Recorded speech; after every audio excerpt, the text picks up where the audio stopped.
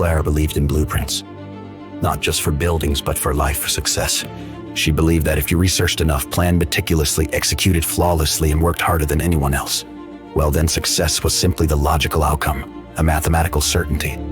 Her dream, the perfect roast, was going to be the living embodiment of this philosophy. She'd spent 2 years on it. 2 years. Not just dreaming, mind you, research, market analysis, demographics.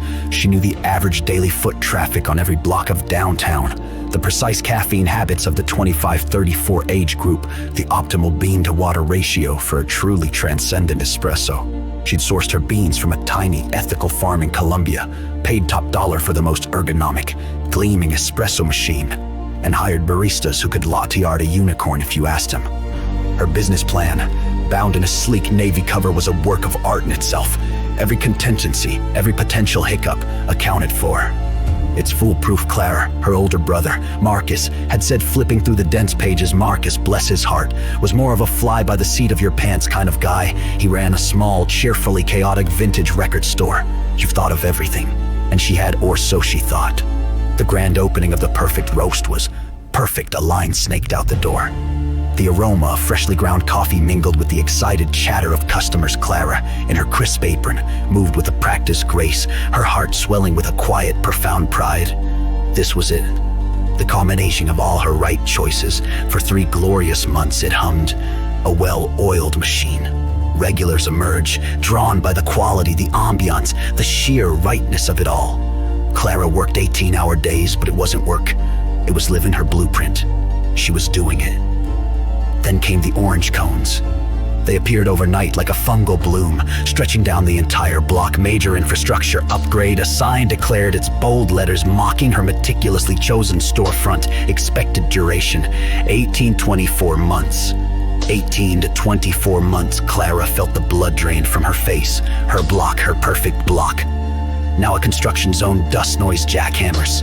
And most critically, no pedestrian access. She tried everything. Flyers, discounts, a tiny brave sign that read, "We're still here. Just listen for the jackhammers." She even tried to negotiate with the city. Armed with her well-researched statistics on small business impact, they were sympathetic, even apologetic, but firm. The project was too big, too essential.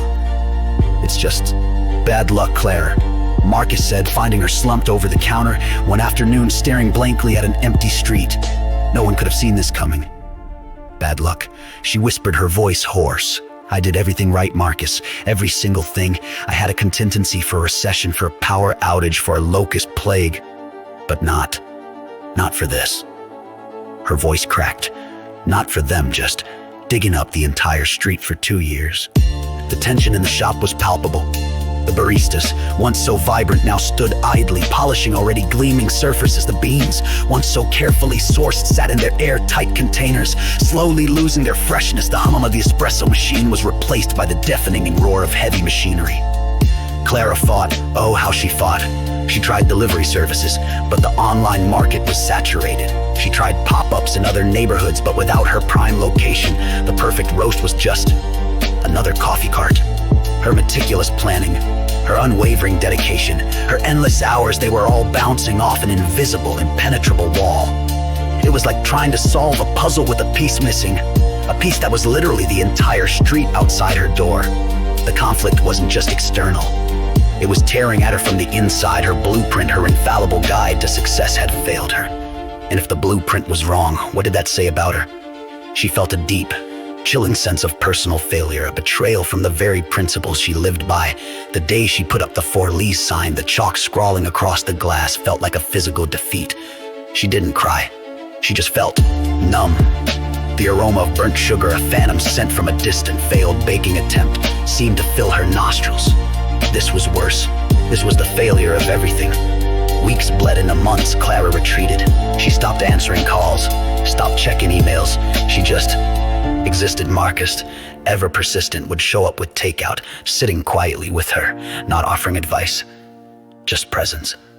One rainy afternoon, as she was staring out her window at the relentless construction, Marcus cleared his throat. "Hey," he said, holding up a crumpled flyer. "Remember that old historical society building? They're trying to restore it. It's a mess. They need someone to organize the chaos." Clara just grunted. "What's that got to do with me?" "Well, Marcus continued undeterred. They heard about how you ran the perfect roast, how you had every single detail mapped out, how you managed your inventory, your staff, your everything. He paused. They said even though the shop, well, you know, they said your process was legendary. They need someone to create a blueprint for their restoration project, someone who can think of everything. Clara slowly turned her process, her meticulous, detailed, right way of doing things that had led to failure. But as she looked at the crumpled flyer, a tiny unexpected spark ignited. It wasn't about coffee. It wasn't about a storefront. It was about the blueprint itself. The skill, the dedication, the ability to plan, to foresee, to organize. Those weren't failures. They were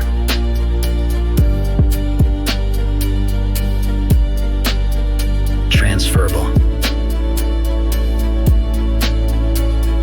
She took the meeting. The Historical Society building was indeed a glorious, overwhelming mess, but as the director spoke, detailing the layers of disorganization, the missing documents, the conflicting priorities, Clara felt a familiar hum in her mind. Her brain, dormant for months, began to whir. She saw patterns. She saw solutions.